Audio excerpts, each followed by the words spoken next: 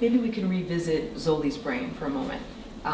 Because I think it's a very common thing. I think creative people are very passionate and they have all these ideas and maybe they overcommit to things. Oh my I know gosh. I've done it. So what do you think it was that hindered you from finishing it? You know, I was in college. I'd done very well with my shorts in college, UC Berkeley.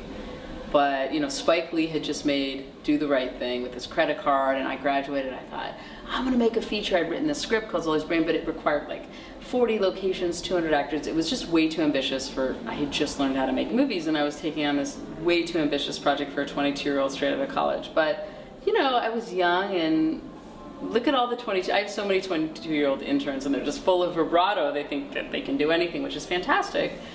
Until life just kicks you in the stomach, and I kept running out of money. I was holding down 3 jobs. I was a waitress, I was a professor's assistant, I was a secretary in a doctor's office, and I was trying to do this, and I got investors from friends and family, and I was just too ambitious of a project, and eventually I ran out of money on a number of occasions. But you know, I really learned, I think to this day, I learned how to be a good boss through that, because all these people would show up and they'd work for me for free. You know, it was an independent film.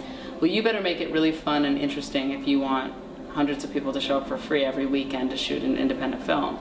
So I think it really taught me to really think about how if people were enjoying themselves. And I learned, you know, I no longer go to family and friends actually for funding, because when the film started, when I started running out of money, which of course I got, then I kind of fall into a couple depressions over running out of money, and it was such a bad spiral. And when everything was tied into that, I also didn't want to see family and friends who had invested, and it was this horrible spiral for me. So I realized I really needed to separate that in my life. So that was something else which I do now for my films.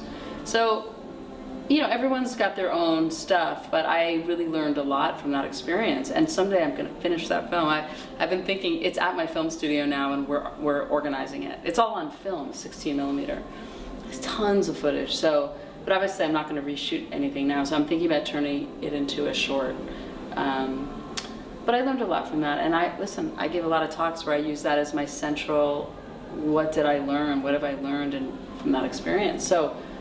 Failing is good. It's how you learn. I think resumes would be a lot more interesting if people put what they failed at. And what did you learn from that? I do that as an interview question. I don't know. I ask, what was your biggest failure and what did you learn? You can reveals a lot.